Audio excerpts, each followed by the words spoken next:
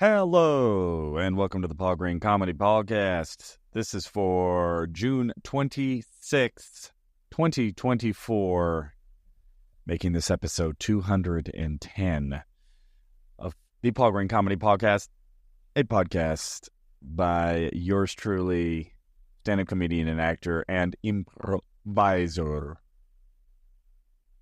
Paul Green. So, yesterday, let's catch up on the dream here. I headed back home to Phoenix from Las Vegas, and last night I had an interesting show that I performed in. It was at a brewery, and it was also a mix of stand-up, improv, and it was also a competition. And it was produced by my boy Andre, who I do my weekly open mic with. And he put on this show. He did a fantastic job. You might think, show in a brewery, this could go very bad.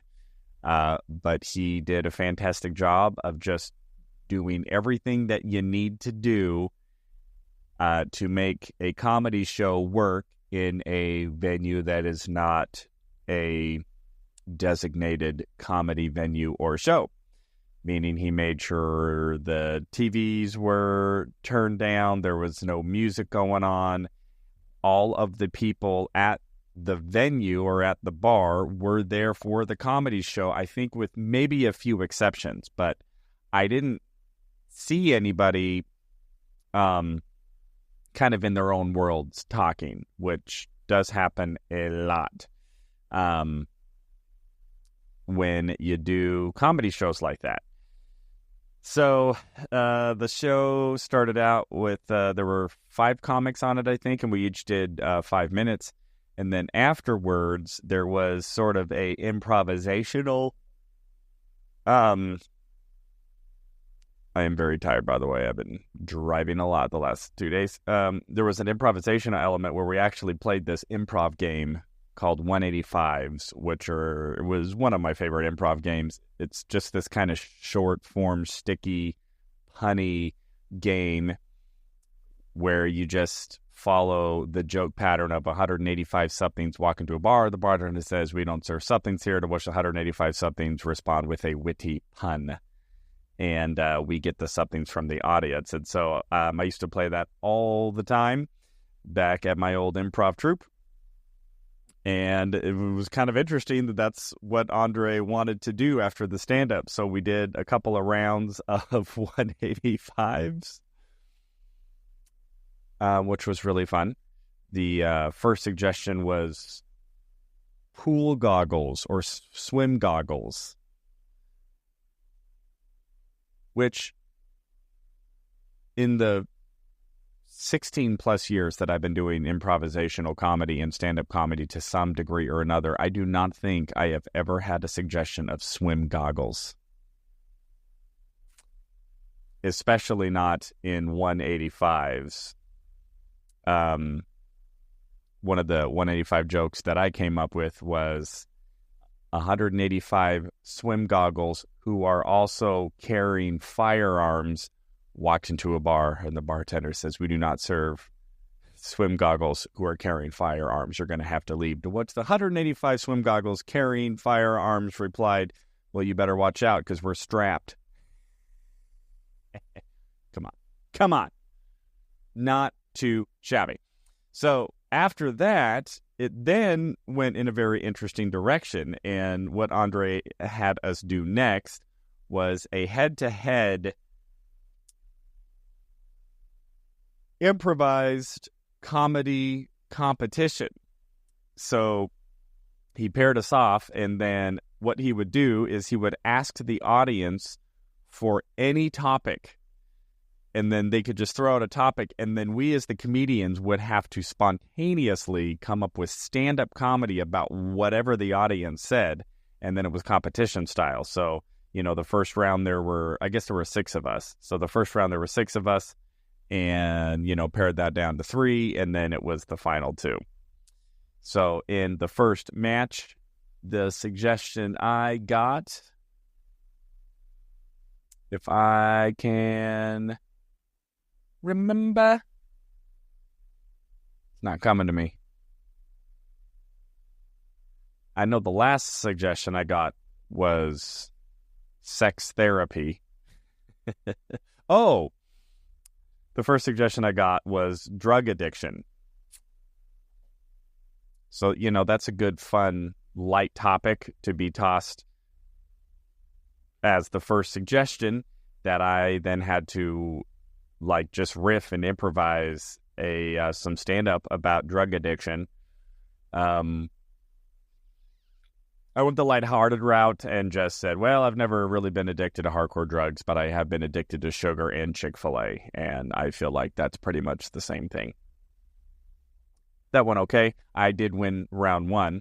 So then round 2, I didn't have to participate in because somehow it just the way it shook out. So there were 6, then there were 3, and then of the 3, the audience voted for who they liked the most out of those 3, and I won, which I guess I got like a bye week, like in the NFL playoffs.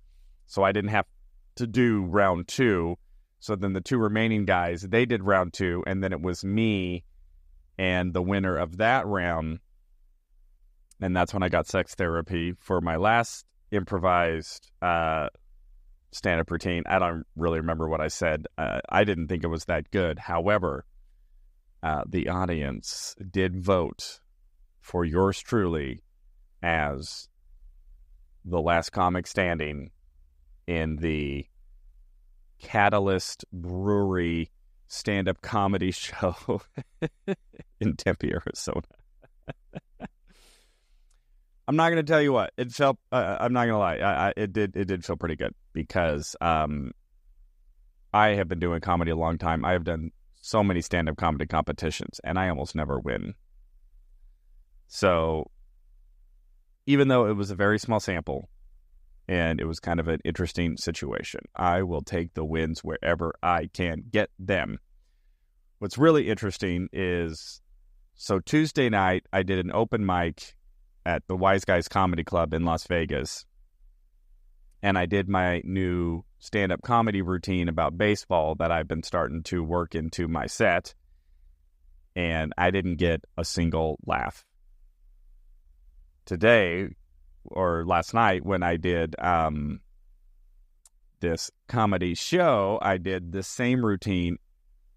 It just had everybody in this brewery floored laughing. I honestly think that the reason that I won was because of that routine, and they already liked me, so they just kind of already decided that I was going to, I was kind of the crowd favorite, so it was kind of like mine to lose, you know what I mean? But it was just so fascinating to me that the exact same routine, 2 different circumstances, 3, multiple circumstances. By the way, it's always worked incredibly well, except when it's 2.5 hours in to an open mic and they've seen 41 comics before me, then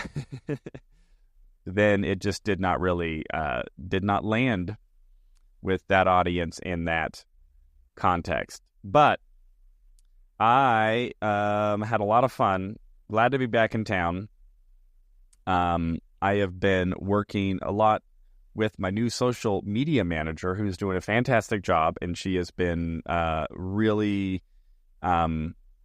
passionate and serious about my stand-up comedy brand and getting good videos and getting funny clips and cutting them up online, and that has been really, really cool to start to see those videos go up, start seeing some of them getting a little bit of traction. Nothing's really took off or gone viral, but it's just fun. It's just fun to see some of the comedy that I've been doing.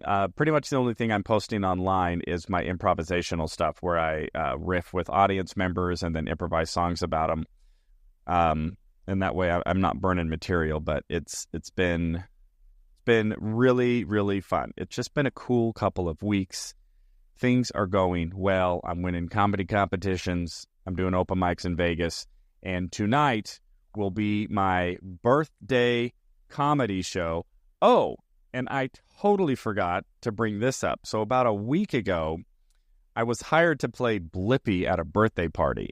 And in a weird twist of synchronicity, I actually got an audition to play a character for the actual Blippi YouTube channel. And I am pleased to announce that I got a callback that I will be doing virtually later today.